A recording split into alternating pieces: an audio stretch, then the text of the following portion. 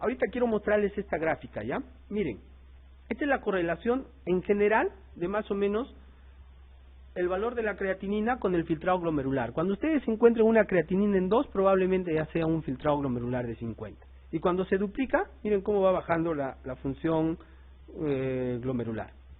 Esta es la gráfica que ustedes quiero que la entiendan.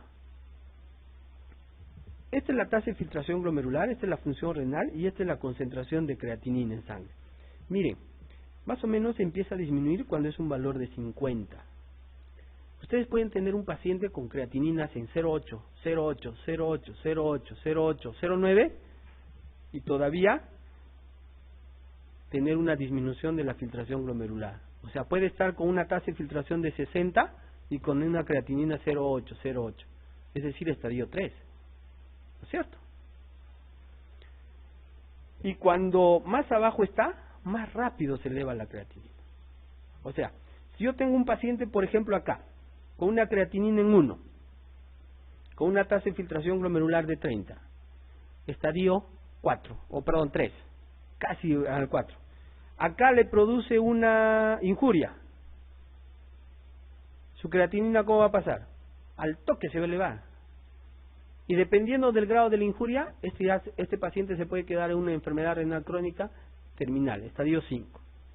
Entonces, la variación de la creatinina empieza a partir de una tasa de filtración glomerular menor de 50.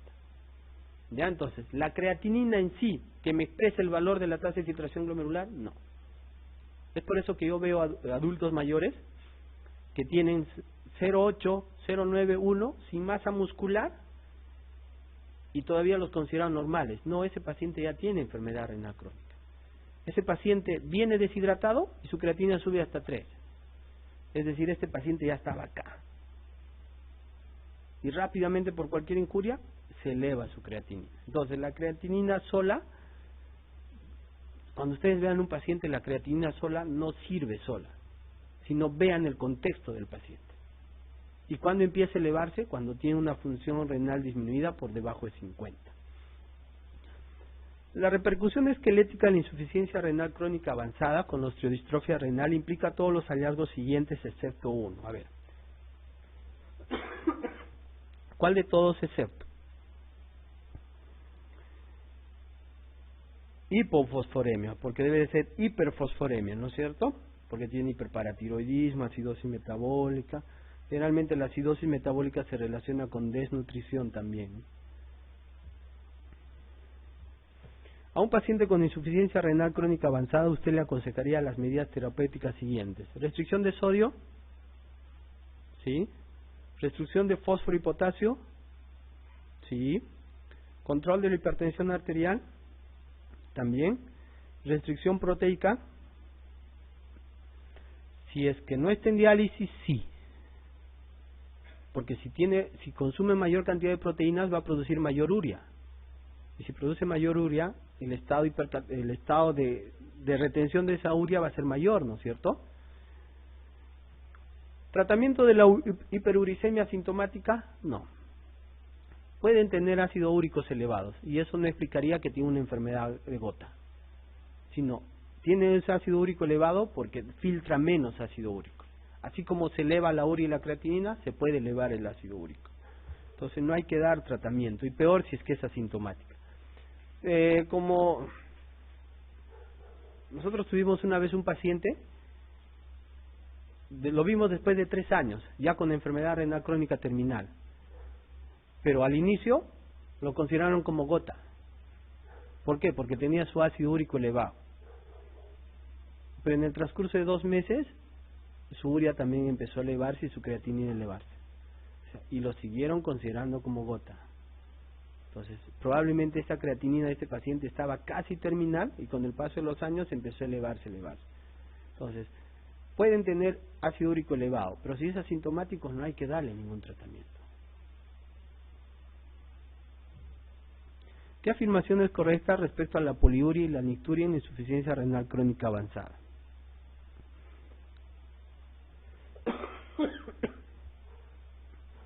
A ver, se explican por la hipercalcemia, se explican por la incapacidad de conservar el sodio y el agua y concentrar la orina, se explican por la incapacidad para excretar el potasio, disminución de la hormona antidiurética, y solo se presentan en la insuficiencia renal crónica en la diabetes. No, se explican por una disminución en la capacidad para conservar, ¿ya? Concentrar ese sodio, conservar el sodio y el agua y concentrar la orina. ¿Cuál de los siguientes hallazgos aparece más precozmente en la pérdida paulatina en la función renal? Anemia, más o menos tasa de filtración glomerular menor de 30. Dice pérdida paulatina más precozmente. Hipercalemia no, hipercalemia se presenta al final. Acidosis metabólica también al final. Disminución en la capacidad de concentración de la orina, sí. Si acá nos dijeran hiporexia, esa sería la primera, ¿no es cierto? Señalar la respuesta correcta en relación con la fisiopatología del calcio en insuficiencia renal crónica. La hormona paratiroidea se eleva precozmente y de forma progresiva, eso es correcto.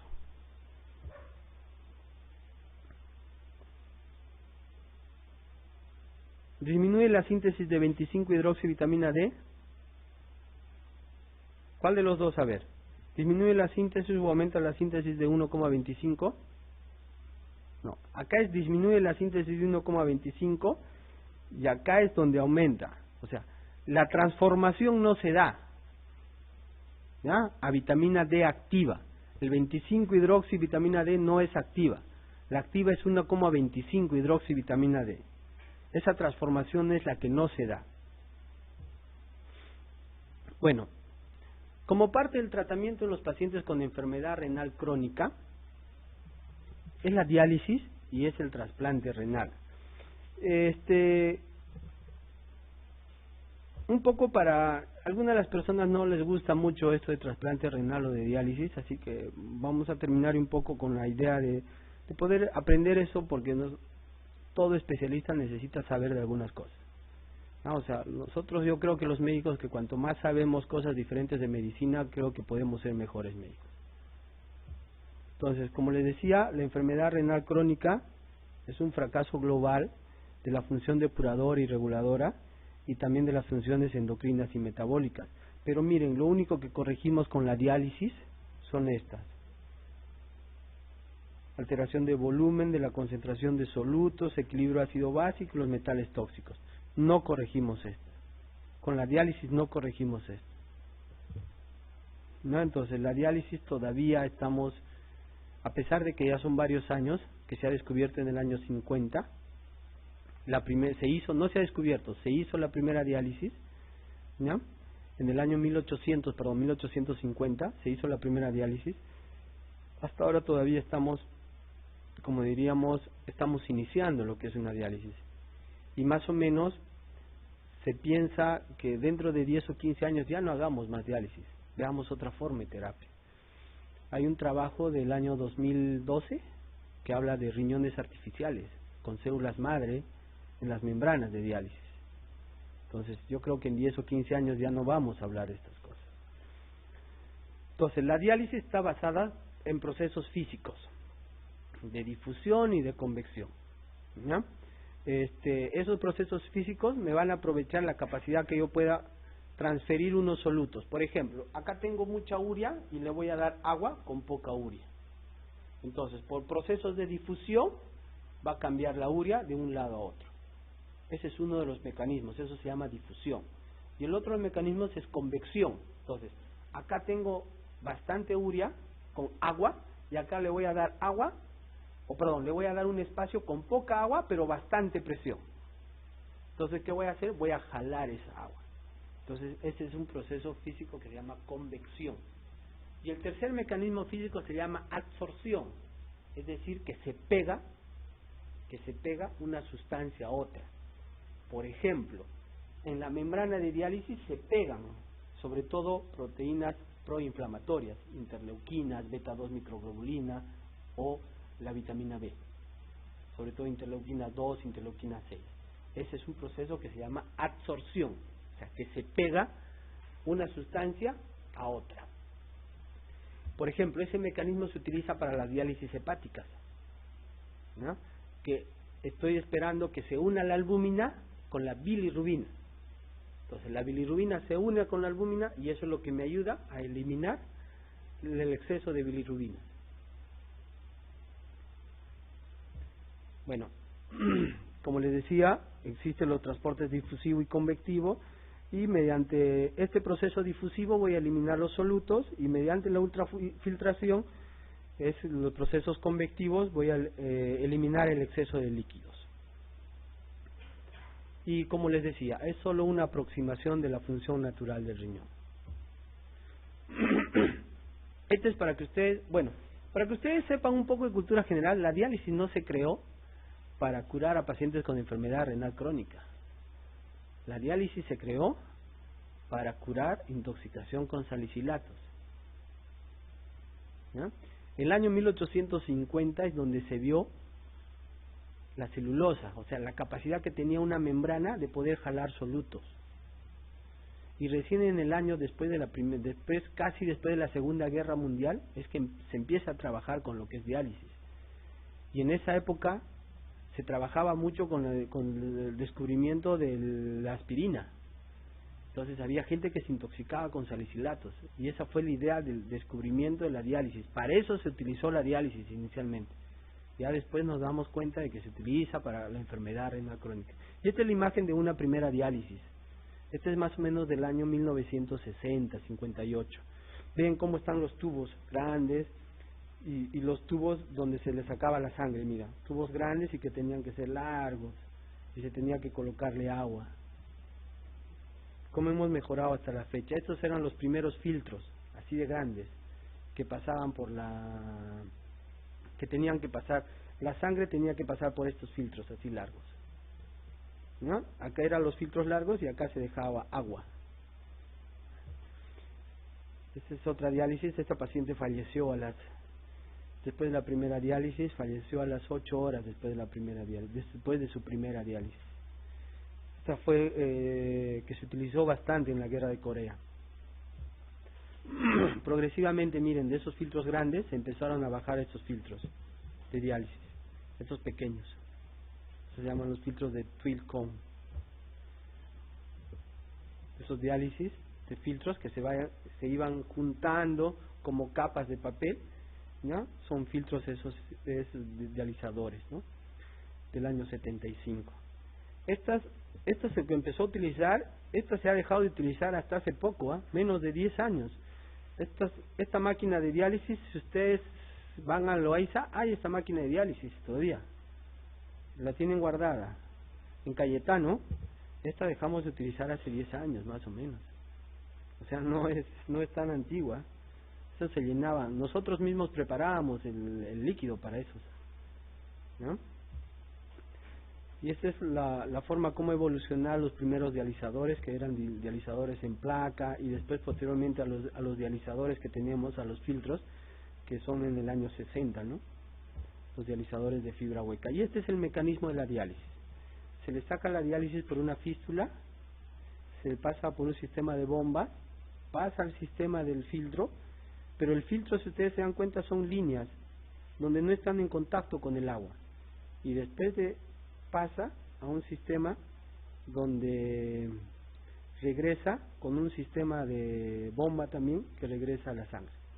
Pero en este mismo sistema se le agregan agua del dializado que se mezcla con un sistema de aire comprimido, se mezcla agua pura con solución de bicarbonato o solución ácida de cloruro. Entonces, si ustedes se dan cuenta, hay dos compartimentos, uno el intra, que es del agua, y uno extra, que es agua nada más, y ahí es donde funciona. Es más o menos así la idea.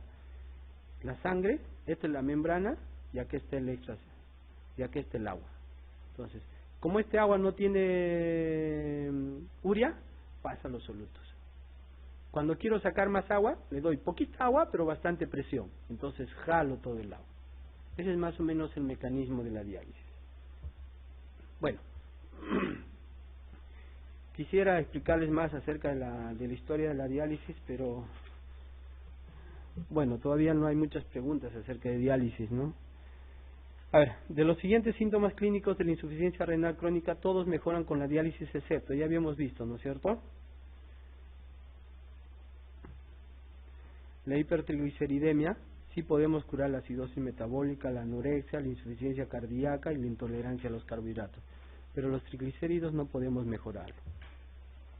Paciente en tratamiento reciente con hemodiálisis que desarrolla de forma aguda. Cefalea, náuseas, agitación, somnolencia y convulsiones. ¿Cuál es su diagnóstico? Eso se llama síndrome de desequilibrio. Bueno, ¿en qué consiste este síndrome de desequilibrio? Consiste en lo siguiente. El paciente está tan urémico que tiene una urea bien elevada. La urea participa en la osmolaridad. Entonces, este paciente al tener una urea bien elevada, su osmolaridad es bien alta. Si yo le saco, con la diálisis le estoy sacando urea, le voy a sacar sustancias que va a bajar su osmolaridad. Y a nivel cerebral ocurre lo siguiente, que tengo acá harta urea y acá una sustancia, este es el intracelular que tiene bastante urea y acá tengo un extracelular con poca urea.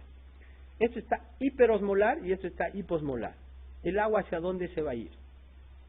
Al hiperosmolar, ¿no es cierto? Entonces va a haber un edema cerebral y ese edema cerebral va a producir lo que se llama el síndrome de desequilibrio.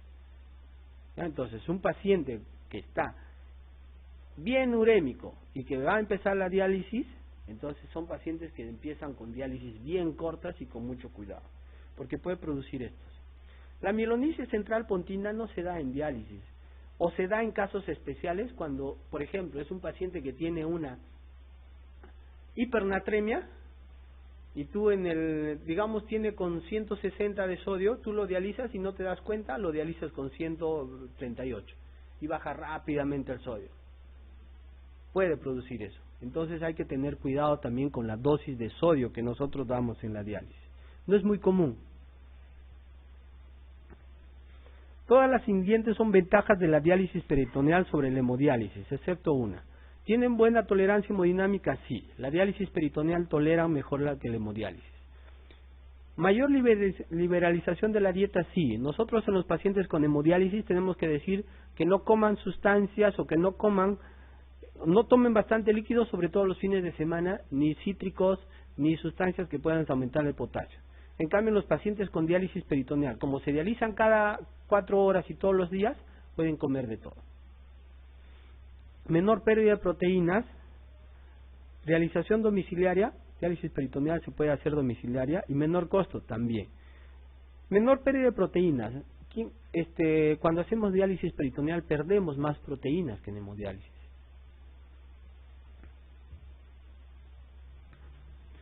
Señale cuál de los siguientes es una contraindicación absoluta para la realización de un trasplante renal. A ver, hablamos de contraindicaciones absolutas. El trasplante renal también es un tratamiento. ¿La edad avanzada es una contraindicación? Antes sí, ahora no. ¿Enfermedad oclusiva iliofemoral? Antes sí, ahora no, porque primero se tiene que corregir esa enfermedad. ¿Ya? Primero se tiene que corregir esa oclusión. Oxalosis, ¿qué es la acumulación? Es una enfermedad genética con acumulación va a producir litiasis a repetición y eso puede producir nefrocalcinosis. ¿Ya? También no es una contraindicación, lo puedo trasplantar, pero lo tendría que trasplantar al ser una enfermedad genética con un donante cadavérico. No podría trasplantar con un donante vivo emparentado. Anomalías vesicoureterales, no, tengo que corregir esas anomalías, ¿ya? Pero no es una contraindicación. Glomerulonefritis activa, sí. Cuando pacientes que tienen glomerulonefritis activa, es contraindicación para trasplantar. De los siguientes fármacos con actividad inmunosupresora, señale el que no se emplea de forma habitual en el trasplante renal. Ciclosporina A, sí. Micofenolato, inhibidores de la calcineurina, también. La prednisona, también. Cisplatino, no se utiliza. Anticuerpos monoclonales. Un anticuerpo monoclonal, a ver si ustedes se acuerdan. ¿Qué? Rituximab, ¿no es cierto? Anti-CD20, ¿no es cierto? Y anticuerpos policlonales. timoglobulina antitimocítica humana. La causa primaria de mortalidad en los trasplantados renales, ¿cuál es? En los pacientes que se trasplantan primariamente van a producir, rechazo agudo sí ocurre, pero es poca la incidencia. Hepatitis tóxica por ciclosporina, yo he visto pocas. Más veo compromiso renal por la ciclosporina. Rechazo hiperagudo, generalmente para evitar eso damos la timoglobulina. Cardiopatía isquémica son pequeños casos. Entonces lo que sí vemos es bastantes casos de infecciones por la inmunosupresión que tienen.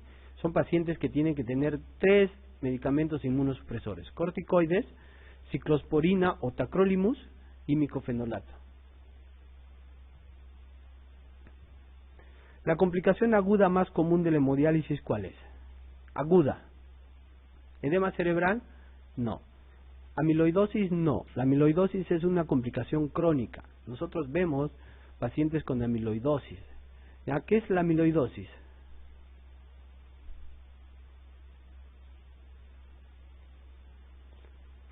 Es la acumulación de una sustancia amiloide, que es un tipo de proteínas, ¿no es cierto? ¿Ya? Se puede acumular en cualquier parte. Se puede acumular en el corazón. Al acumularse en el corazón, ¿qué va a producir? Una disminución de la respuesta cardíaca, de la conducción nerviosa. O sea, pacientes van a producir bradicardia.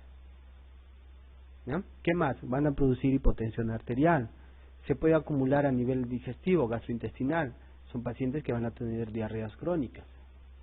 Entonces, esto sí se da, es una complicación crónica en pacientes con amiloidosis.